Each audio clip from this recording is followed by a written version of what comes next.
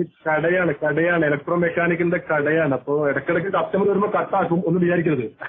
പ്രശ്നമില്ല, പറഞ്ഞോളൂ. വേറെ അപ്പൊ നമ്മൾ പറഞ്ഞു വന്നത് മുസ്ലിമിന്റെ ഹദീസ് പിന്നെ ഹദ്രജിന്റെ അടുത്ത്, അതായത് അഹമ്മദ് ഹദ്രജിന്റെ അടുത്ത് മുടി ഉണ്ട് എന്നുള്ളതിന് തെളിവാണ്. അതെങ്ങനെയാ പിഴവിട്ടത്? നമ്മളൊരു കുട്ടികളും വേറെ അദ്ദേഹത്തിന് വേറെ കുട്ടികളോ വേറെ ഫാമിലിയോ ഒന്നും ഇല്ലെങ്കിൽ ഓക്കെ, അദ്ദേഹത്തിന് ഒരുപാട് സന്താന പരമ്പരകളുണ്ട്. എത്രയോ എനിക്ക് തോന്നുന്നത് അദ്ദേഹത്തിന്റെ ഈ അബൂ തലഹത്തുൽ അൻസാരിന്റെ കുടുംബ പരമ്പരയെ കൂടി നോക്കിയാൽ എനിക്ക് തോന്നുന്നു ലക്ഷക്കണക്കിന് ജനങ്ങളുണ്ടാവും. ഇതിന് ഈ അഹമ്മദ് ഹദ്രജിക്ക് മാത്രമേ മുടി കിട്ടിയിട്ടു. അപ്പൊ ഹദ്രജി ഫാമിലിയിൽ മുടി ഉണ്ട് എന്നുള്ള കാര്യം സംഭവിച്ചോ? ഹദ്രജി ഫാമിലിയിൽ മുടി ഉണ്ടെങ്കിൽ അബൂ തലഹത്തുൽ അൻസാരിയുടെ കയ്യിലെ മുടി തിരികേശം കൊടുക്കുകയും ഇക്ഷിമുഹ് ബയാനാസ് എന്ന് പറയുകയും ചെയ്തിട്ട് ജനങ്ങൾക്ക് അതിനെ വിതരണം ചെയ്യാൻ പറഞ്ഞത്, അല്ലാണ്ട് വീട്ടിൽ കൊണ്ടേക്കാനല്ല പറഞ്ഞത്. വിതരണം ചെയ്യണം എന്തിനാ? ഓക്കെ, പിന്നെ തിന്നാനാ കുടിക്കാനാ? എന്തിനാണ് വിതരണം ചെയ്യാൻ പറഞ്ഞത്? അതോ ഒഴിവാക്കാനോ? ഓരോ സഹാബികൾക്കും ബർക്കത്തെടുക്കാൻ വേണ്ടി പല സഹാബികൾക്കും അത് കിട്ടി. എല്ലാവരും എല്ലാവരും ബർക്കത്തെടുക്കാൻ വേണ്ടി കൊടുത്തു. അബൂ തലഹ മാത്രം എടുത്തു വെച്ചില്ല, ബർക്കത്ത് അബൂ തലഹക്ക് വേണ്ട എന്നാണ് നിങ്ങൾ പറയുന്നത്? അല്ല, അബൂ തലഹത്തിന്റെ കയ്യിലും ഉണ്ടാകും ഒരു കുടി, രണ്ടു കുടി ഉണ്ടാവും. അപ്പൊ അബൂ തലഹ റളിയല്ലാഹു ഹസ്രജി ഫാമിലിപ്പെട്ട ആളാണോ? അതെ. അപ്പൊ ഹസ്രജി ഫാമിലിയിൽ മുടി ഉണ്ടോ? ഹദ്രജി ഫാമിലി, നിങ്ങൾ ചോദ്യം മനസ്സിലായിട്ടില്ല. ഏത് ഹദ്രജി ഫാമിലി? അഹമ്മദ് ഹദ്രജിന്റെ ഫാമിലിയിലാണോ? ഹസ്രജി ഫാമിലി, ഏത് ഹസ്രജി ആയാലും ഹസ്രജി ഫാമിലിയിൽ മുടി ഉണ്ട് എന്നുള്ളതിന് മുസ്ലിം ഹദീസ് തെളിവല്ലേ? അല്ല, അബൂ തലഹത്തുൽ അൻസാരിയുടെ കയ്യിലുണ്ട് എന്നുള്ളതിന് മുസ്ലിമിന്റെ ഹദീസ് തെളിവാണ്. അബൂ തൽഹ ഹസ്രജി ഫാമിലിപ്പെട്ട ആളാണോ? അബൂ തൽഹ ഹദ്രജി ഫാമിലിപ്പെട്ടാണോ എന്ന് ചോദിച്ചാൽ എന്റെ സിദ്ദീഖ് സഖാഫി ഉസ്താദേ, നിങ്ങളുടെ കുടുംബത്തിൽ ആരുടെയെങ്കിലും ഒരാളുടെ കയ്യിൽ ഒരു സാധനം ഉണ്ടെങ്കിൽ നിങ്ങളുടെ കുടുംബത്തിൽ മൊത്തം കയ്യിലുണ്ടെന്ന് വരുമോ? നിങ്ങൾ പൊട്ടത്തരം പറയില്ലേ? ഹസ്രജി ഫാമിലിപ്പെട്ട ആളാണോ അബൂ തൽഹ? അബൂ തലഹത്തുൽ അൻസാരിയുടെ കുടുംബ പരമ്പരയിൽ പെട്ടതാണ് ഈ അഹമ്മദ് ഹദ്രജി. അല്ലേ? അപ്പൊ അതല്ലേ ഞാൻ ചോദിക്കുന്നത്. അത് നിങ്ങൾ സമ്മതിച്ചു, ഒക്കെ റെഡി, അൽഹംദുലില്ലാഹ്, നിങ്ങൾ സമ്മതിച്ചതിന് ശുക്രാൻ. അതല്ല ഞാൻ ചോദിക്കുന്നത്. ഈ നിങ്ങൾ പറഞ്ഞു അബൂ തൽഹ റളിയല്ലാഹു അൻഹു ഹസ്രജി ഫാമിലിപ്പെട്ട ആളാണ് എന്ന് നിങ്ങൾ സമ്മതിച്ചില്ലേ? അതെ. അങ്ങനെയാണെങ്കിൽ ഹസ്രജി ഫാമിലിയിൽ മുടി ഉണ്ട് എന്നുള്ള തർക്കമല്ലല്ലോ. അബൂ തൽഹത്തുൽ അൻസാരിയുടെ കയ്യിൽ മുടിയുണ്ട്. അത് നിങ്ങൾ എന്താ വൈരുദ്ധ്യം പറയില്ലേ? ഹസ്രജി ഫാമിലിപ്പെട്ട ആളല്ലേ അബൂ തൽഹ? ഞാൻ പറഞ്ഞല്ലോ അതെ. അപ്പൊ അതെ, അബൂ തൽഹ റളിയല്ലാഹു അൻഹുവിന്റെ കയ്യിൽ മുടിയുണ്ട് എന്നുള്ളതിന് സംശയമില്ല. അബൂ തൽഹ ഹസ്രജി ഫാമിലിപ്പെട്ട ആളാണോ? അതിലും സംശയമില്ല. അങ്ങനെയാണെങ്കിൽ നിങ്ങൾ ഉറപ്പിച്ച് പറഞ്ഞൂടെ അബൂ ഹസ്രജി ഫാമിലി മുടി ഉണ്ട് എന്നുള്ള തെളിവാണ്, ഉറപ്പല്ലേ? ഹസ്രജി ഫാമിലിന്റെ കയ്യിൽ മുടി ഉണ്ടെന്ന് പറയുമ്പോൾ അത് ജമ്മാണ് സ്ഥലം, എല്ലാ കുടുംബത്തിലും വരുന്നത്. ഹസ്രജി ഫാമിലിയിൽ മുഴുവനും മുടി ഉണ്ട് എന്നല്ല പറഞ്ഞത്. ഹസ്രജി ഫാമിലിയിൽ മുടി ഉണ്ട് എന്ന് പറഞ്ഞിട്ട് ഒറ്റ മുടി വരെ കുടുംബത്തിൽ മുസ്ലിമിന്റെ ഹദീസ് തന്നെ പിന്നെ അതിനെ ഉദ്ദേശിക്കുന്നത് അത് അബൂ തൽഹത്തുൽ അൻസാരിയുടെ കയ്യിൽ തിരികേശമുണ്ട് എന്നുള്ളതിനാണ്. നിങ്ങളുടെ വീട്ടിൽ നിങ്ങളുടെ കുടുംബത്തിൽ ഒരാളെ കയ്യിൽ ഒരു വസ്തു ഉണ്ടെങ്കിൽ നിങ്ങളുടെ ഫാമിലിയിൽ ഉണ്ട് എന്ന് പറഞ്ഞൂടെ? മനസ്സിലായില്ല. നിങ്ങളുടെ കയ്യിൽ നിങ്ങളുടെ ഫാമിലിയിൽ ഒരു ആന, അപ്പൊ നേരത്തെ ഉദാഹരണം പറഞ്ഞ ആനയുടെ ഉദാഹരണം പറഞ്ഞു, ആനന്നായിക്കോട്ടെ, നിങ്ങളുടെ കുടുംബത്തിൽ ഒരു ആനുണ്ട്, ഒരാന ഉണ്ടെങ്കിൽ നിങ്ങളുടെ കുടുംബത്തിൽ ആനുണ്ട്, നിങ്ങളുടെ വീട്ടുപേര് പറഞ്ഞ് നിങ്ങളുടെ കുടുംബത്തിൽ ആന ഉണ്ട് എന്ന് പറഞ്ഞാൽ അതിൽ വൈരുദ്ധ്യമായി പ്രശ്നമാണോ? അപ്പൊ അങ്ങ് പറഞ്ഞൂടെ? അല്ല, അതേ സമയത്ത് നമ്മളെ ഉപ്പാവും പറയാണ്, സഹോദരനും പറയാണ് നമ്മുടെ കയ്യിൽ ആന ഉണ്ടായിരുന്നു, ആന അന്നേ തത്തുപോയി എന്ന് പറഞ്ഞാല് പിന്നെയും ആന ഉണ്ട് എന്ന് പറഞ്ഞ കള്ളത്തരല്ലേ? ചത്തുപോയി എന്ന് പറഞ്ഞാൽ ഓക്കെ, അത് കള്ളത്തരാണ്. അങ്ങനെ അപ്പോ ഹസ്രജി ഫാമിലിയിലുള്ള മുടി ഒഴിവായി പോയി എന്ന് ഹദീസിലോ അല്ലെങ്കിൽ കിതാബിലോ എവിടെയെങ്കിലും ഉണ്ടെങ്കിൽ അത് റെഡി, നിങ്ങൾ പറഞ്ഞ റെഡിയാണ്. അങ്ങനെ ഏതെങ്കിലും ഒരു പണി ഹദ്രജിന്റെ സഹോദരൻ പറയുന്നു ഞങ്ങളുടെ പിതാവിന്റെ രാത്രി ഞങ്ങളുടെ കയ്യിലോ അങ്ങനത്തെ ഏതെങ്കിലും സഹോദരൻ അങ്ങനെ പറഞ്ഞത് സഹോദരന്റെ കയ്യിലില്ലാത്തതിന് ചിലപ്പോ വഹാബി ആശയക്കാരായിരിക്കും, അല്ലെങ്കിൽ ചേളാരി വിഭാഗത്തെ പോലത്തെ ഒരു വിഭാഗമായിരിക്കും അവരും.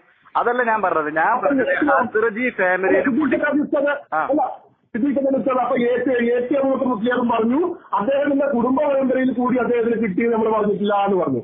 അപ്പൊ കുടുംബ പരമ്പര അദ്ദേഹത്തിന്റെ കയ്യിൽ ഒന്നും രണ്ടും അല്ല, നിങ്ങൾ തന്നെ സമ്മതിക്കുന്നില്ലേ? ഞാൻ സമ്മതിച്ചോ? നിങ്ങൾ സമ്മതിക്കുന്നില്ലേ? എത്ര ഉണ്ട് അദ്ദേഹത്തിന്റെ കയ്യില്? അല്ല നിങ്ങളല്ലേ പറയണ്ടേ? അത്ര നിങ്ങൾ പറയും. നിങ്ങളല്ലേ പറഞ്ഞു, നിങ്ങളല്ലേ പറഞ്ഞ കുടുംബം അറിയാൻ കുട്ടിയാ. അപ്പൊ ഒന്നല്ലാന്ന് നിങ്ങൾ പറയുന്നല്ലോ. ഈ ഹദീസൊക്കെ ഗ്യാസാക്കി അപ്പൊ നിങ്ങൾ പറയും എത്ര മുടി അബൂ തലഹത്തുൽ അൻസാരിയുടെ കയ്യിൽ നിന്ന് അഹമ്മദ് ഖദ്രജി കിട്ടി എന്ന് പറഞ്ഞു. അതിന് മറുപടി ഞാൻ പറഞ്ഞുതരാം. ഒരാളെ തലയിൽ എത്ര മുടി ഉണ്ടാവും? ഒരാളെ തലയിൽ എത്ര മുടി ഉണ്ടാവും? ഒരാളെ തലയിൽ ലക്ഷക്കണക്കിന് മുടി ഉണ്ടാവും. അപ്പൊ പിന്നെ മുടികൾ കുറെ ഉണ്ടാവുന്ന ഉറപ്പല്ലേ? അപ്പൊ എത്ര മുടി എന്ന് മുടിയെ സംബന്ധിച്ച് മുടി കിട്ടിയിട്ടുണ്ടെങ്കിൽ മുടി ഉണ്ടെന്ന് പറഞ്ഞിട്ട് അപ്പൊ നബിതങ്ങളുടെ മുടി പറഞ്ഞാൽ ആകെ ഒറ്റ മുടി ഉണ്ടായിരുന്നുള്ളൂ. നമ്മുടെ പേരോട് അബ്രഹാം സക്കാഫി ഇപ്പൊ തന്നെ പറഞ്ഞിട്ടുള്ളത് ഏറ്റവും ലോകത്ത് ഏറ്റവും കൂടുതൽ പിന്നെ തിരികേഷങ്ങൾ ഉള്ളത് പിന്നെ 34 മുടി എന്ന് പറയുന്നത് 43 പറഞ്ഞ് തെറ്റിപ്പോയില്ല. അതൊന്നും പേരോട് അബ്രഹാം സക്കാഫി പറഞ്ഞിട്ടില്ല. ഏറ്റവും കൂടുതൽ മുടി അവിടെ ഉള്ളതെന്ന് പേരോട് അബ്രഹാം സക്കാഫി പറഞ്ഞിട്ടില്ല. അത് മറ്റേ ഫുലാൻ പറഞ്ഞതാണ്. അയാളാണ് തുർക്കിയിലാണ്. അതിനെ തിരിച്ചാൻ വേണ്ടി നോക്കിയിട്ട് പേരോട് പറഞ്ഞല്ലോ ഇവിടെയാണ് ഉള്ളത്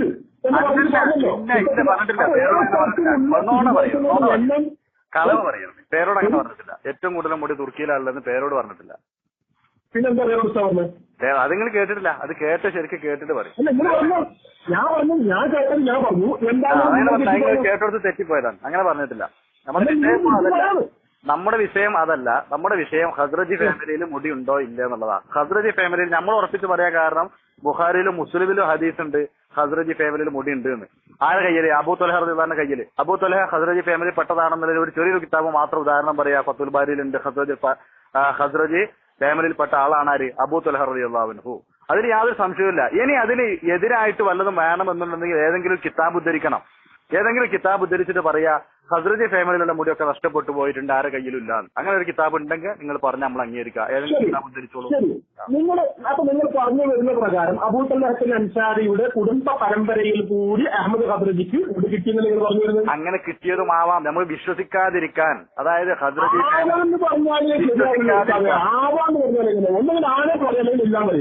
എന്താ അല്ലാന്ന് ഖദ്രജി ഫാമിലിയിൽ അങ്ങനെ ഒരാൾ പറയാ എന്റെ കയ്യില് പിന്നെ നമ്മളെ പരമ്പരയായിട്ട് വന്നതും ഉണ്ട്, അല്ലാതെ ഞാൻ വാങ്ങിയതും ഉണ്ട് എന്ന് പറഞ്ഞാൽ ഒക്കപ്പാട് അങ്ങനെ പരമ്പരയായിട്ട് വന്നെന്ന് പറയാൻ പറ്റുമോ? നോണ പറയാൻ പറ്റുമോ? വേണ്ട, എന്റെ കയ്യില് പിന്നെ പരമ്പരയായിട്ട് വന്നതും ഉണ്ടെന്ന് വന്നോ അങ്ങനെ പറയുന്നത്? അങ്ങനെ വന്നിട്ടുണ്ട്. ഖദ്രജി ഫാമിലി അങ്ങനെ ഖദ്രജി പരമ്പരാഗതമായിട്ട് വന്നതുകൊണ്ട് അല്ലാതെ അദ്ദേഹം തിരുശൂഷിപ്പുകാരനാണ്. പിന്നെ തിരുശേഷിപ്പുകളെ സ്നേഹിക്കുന്ന ഒരാളാണ്. പല സ്ഥലങ്ങളിലും പോയിട്ട് അദ്ദേഹത്തിന്റെ കയ്യിൽ കിട്ടിയിട്ടുണ്ട്. എന്റെ പിതാവിന്റെ കുടുംബ പരമ്പരയിൽ കൂടി എനിക്കിത് കിട്ടിയിട്ടുണ്ട് എന്ന് പറഞ്ഞിട്ടുണ്ടോന്നോ? അത് നമ്മൾ ചോദിക്കുന്ന ആവശ്യമില്ലല്ലോ. കാരണം ഖദ്രജി ഫാമിലിയിൽ മുടി ഉണ്ട് എന്ന കാര്യം സംശയമില്ലാത്തൊരു കാര്യമാണ്. സംശയമന്യേ ലോക മുസ്ലിങ്ങൾ അംഗീകരിക്കുന്ന ഒരു കാര്യമാണ്. പിന്നെ നമ്മൾ പിന്നെ പോയി ചോദിക്കേണ്ട ആവശ്യം. ലോക മുസ്ലിങ്ങൾ എന്നിട്ടുണ്ടെങ്കിൽ ബുഖാരി മുസ്ലിം അംഗീകരിക്കുന്ന എല്ലാവരും അംഗീകരിക്കുന്ന കാര്യമാണ് ഖദ്രജി ഫാമിലിയിൽ മുടി ഉണ്ടെന്നുള്ള കാര്യം. നിങ്ങളെ മർക്കത്തിന്റെ പരിപാടിക്ക് വന്ന നമ്മളെ മറ്റേ അദ്ദേഹത്തിന്റെ പേരെന്താ പറ്റും അദ്ദേഹം പറഞ്ഞെന്താണെന്നല്ലോ, ആ ഒരു വലിയ പണ്ഡിതൻ പറഞ്ഞെന്ന് പറഞ്ഞാൽ എന്റെ കൂടെ എങ്ങനെ ഖദ്രജി നിൽക്കുന്ന ഫോട്ടോ നിങ്ങൾ പുറത്തു വിട്ടിരിക്കുകയും ഞാൻ മർക്കത്തിന്റെ ഭാഗത്തേക്ക് വരില്ലെന്നാ പറഞ്ഞത്. എന്റെ കൂടെ എങ്ങാനും ഖദ്രജിൽ നിൽക്കുന്ന ഫോട്ടോയോ വീഡിയോ ഫേസ്ബുക്കിലോ എവിടെയെങ്കിലും കണ്ടാൽ എന്ന് ഞാൻ മർക്കത്തിലേക്കേ വരില്ലാന്നാ പറഞ്ഞത്. ആര് പറഞ്ഞേ? നിങ്ങളെ പിന്നെ മുഹമ്മദ് നിങ്ങളെ മർക്കത്ത് സമ്മേളനത്തിൽ പങ്കെടുത്ത പ്രമുഖ വ്യക്തികളിൽ ഒരാളുണ്ടല്ലോ, എന്താണ് അദ്ദേഹത്തിന്റെ പേര്? നാടിനെടുത്ത് വരുന്നത് നിങ്ങൾക്ക് അറിയാലോ? ആര് പറഞ്ഞു? നിങ്ങൾ പറയാം. നിങ്ങൾ രണ്ട് പ്രമുഖരായ ഒന്ന് വന്നത് ഇവിടെ ഈജിപ്തിന്റെ ഗ്രാൻഡ് മുഫ്തി, പിന്നെ എന്ന് വന്നത് ആരാണ്? നിങ്ങളൊന്ന് പറയൂ. നിങ്ങൾ പറഞ്ഞോളൂ. അങ്ങനെ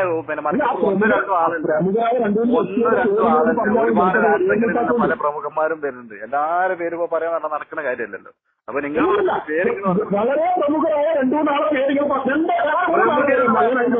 വരുന്നതൊക്കെ പ്രമുഖന്മാർ തന്നെയാണ്. അങ്ങനെ സ്റ്റേജിൽ ഇരിക്കുന്ന ആരാ പ്രമുഖരല്ലാത്ത? അറബികൾ നിങ്ങളെ ആര് വൈദ്യശാലയിൽ കുഴിച്ചിൽ കൊണ്ടുപോണ മാതിരി പിന്നെ ഏതെങ്കിലും അറബികളെ കൊണ്ടുവരാൻ എല്ലാ മർക്കസിൽ ചെയ്യുന്നത്. അതെ, അത് മനസ്സിലായി. അതുകൊണ്ടാണല്ലോ അനിജുമ്മ പറഞ്ഞത്. അതിന്റെ നമുക്കൊക്കെ സംശയം ഉണ്ടാകുമ്പോൾ ഞാൻ പരിശോധന നടത്തിയാൽ മതി. പക്ഷെ അതിങ്ങൾ ഇതുവരെ നടത്തുന്നില്ല. അത് വേറെ വിഷയം. അതാരെ പോലെ വെളിച്ചത്തിലായ കാര്യമാണ്. മർക്കസിലൊക്കെ തന്നെ വരില്ലുള്ളൂ.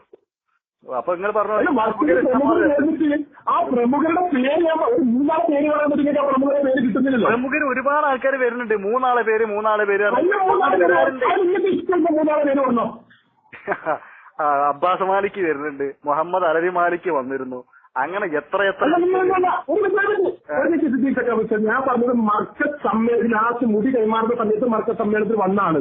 അതാ ചോദിച്ചത്. അതിൽ അബ്ബാസ് മാലിക്ക് പിന്നെ മറ്റേ അലവി മാലിക്ക് നേരത്തെ പറഞ്ഞ പ്രമുഖരായ ഒരുപാട് ആൾക്കാർ വന്നത്. പ്രമുഖർ ഇഷ്ടം പോലെ വരുന്നതാണ്. എന്താ കടന്നു ഉള്ളരുത്. ഞാൻ സമ്മേളനത്തിന് പ്രമുഖരാരൊക്കെ വന്നു നല്ല നമ്മൾ ചർച്ചയ്ക്ക് മാറ്റണ്ടല്ലോ. ഞാൻ ആ ആളെ പേരൊന്നും ഓർമ്മ കിട്ടാത്ത ആളെ പേര് കിട്ടുമ്പോ നിങ്ങൾ പറഞ്ഞോളി, അപ്പൊ അതിന് മറുപടിയും പറയാം. ഇപ്പൊ ഇങ്ങനെ നമ്മൾ പറഞ്ഞത് അത് വിഷയമല്ല. അപ്പൊ നമ്മുടെ വിഷയം പിന്നെ മുസ്ലിമിന്റെ ഹദീസ് എന്റെ ഉസ്താദെ ഒരു അവരുടെ കയ്യിലുണ്ട് എന്ന് പറഞ്ഞത് എത്രയോ തലമുറ കഴിഞ്ഞിട്ടുള്ള ഇയാളുടെ കയ്യിൽ എത്രയോ തലമുറ കഴിഞ്ഞിട്ട് അത് നശിച്ചു പോലെ. ഞാൻ ഒരു കാര്യം പറഞ്ഞില്ല. ഞങ്ങളെ വിശ്വാസം എന്താണെന്നറിയോ?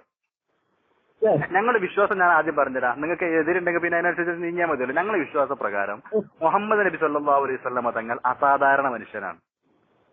അദ്ദേഹത്തിന്റെ നബി സല്ലല്ലാഹു അലൈഹി വസല്ലമ തങ്ങളുടെ ആസാറുകൾ നശിക്കൂല എന്നാണ് ഒരൊറ്റ വിശ്വാസം ഞങ്ങൾക്കുള്ളത്.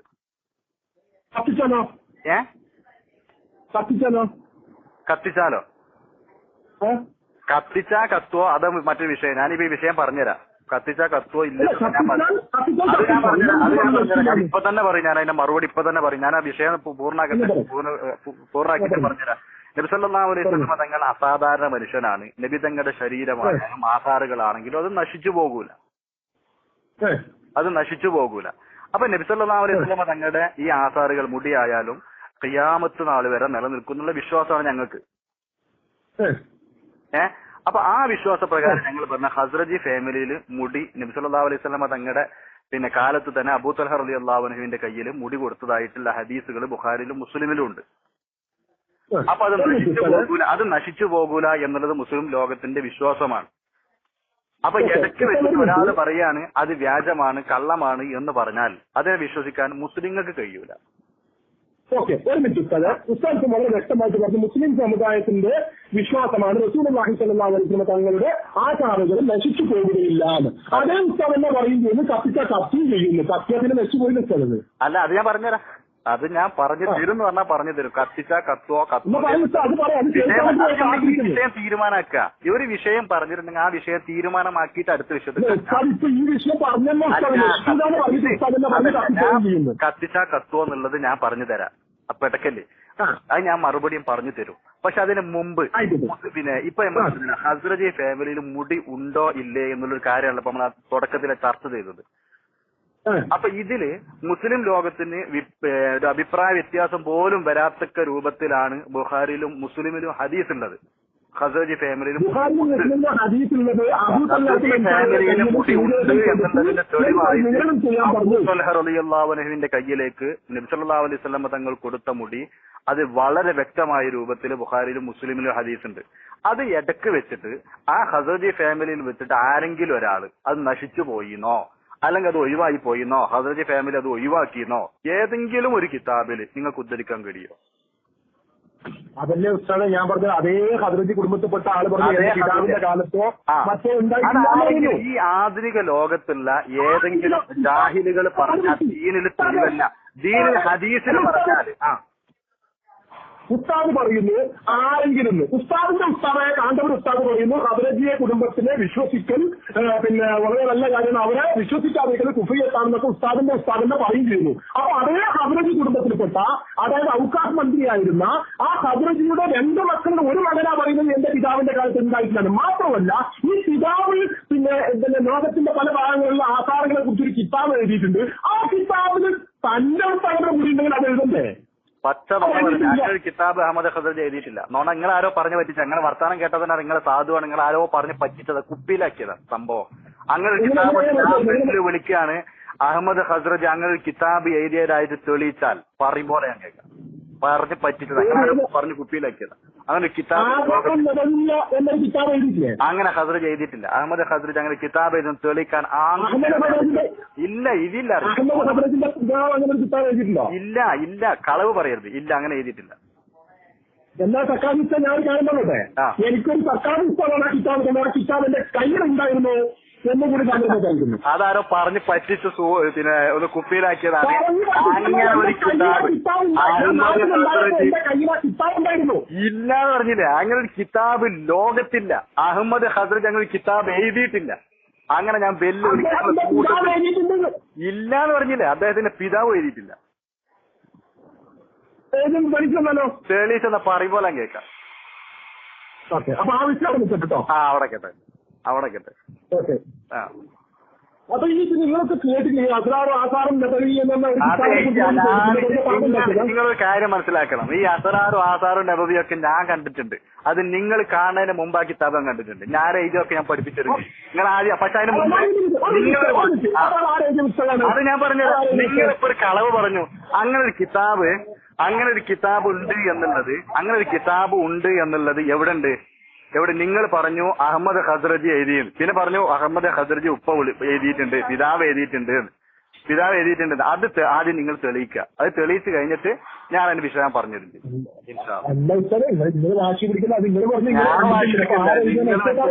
നിങ്ങൾ വലിയ ക്ലാസ് റൂമും ഇതൊക്കെ തുടങ്ങി അടിമനൊക്കെ ആയിട്ട് പ്രവർത്തിക്കുന്ന ആളുണ്ട്. എന്നിട്ട് ഈ വിഷയം ഒന്നും അറിയാണ്ടാണോ നിങ്ങൾ ഇത്രയും കാലം എതിർത്തത്?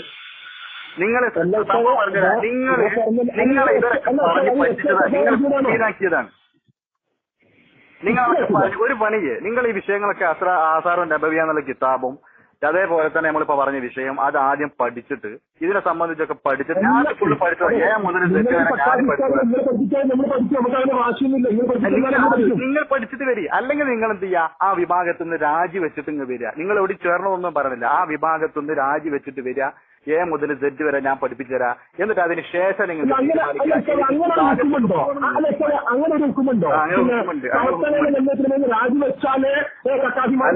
തെറ്റായ കാര്യങ്ങൾ ഇങ്ങനെ പറഞ്ഞതിന് മുമ്പ് ആദ്യം സത്യം എന്താണെന്ന് അന്വേഷിച്ച് പഠിക്കണം. പഠിച്ചതിന് ശേഷം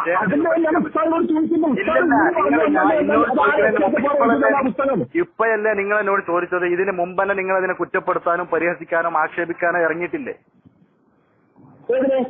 ഇപ്പയല്ലേ നിങ്ങൾ എന്നോട് ചോദിക്കുന്നത് ഈ കിതാബിന്റെ മുസന്നിഫ് ആരാന്ന് പോലും നിങ്ങൾക്ക് അറിയൂല. എന്നിട്ട് ഇത്രയും കാലം ഈ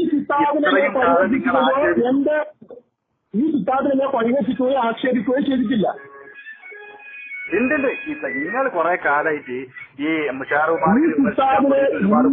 ഞാൻ പരിഹസിക്കുകയോ ആക്ഷേപിക്കുകയോ ചെയ്തിട്ടുണ്ട്. നമ്മൾ കേൾക്കുന്നതല്ലേ? നിങ്ങൾ ക്ലാസ് റൂമിലും അവിടെയും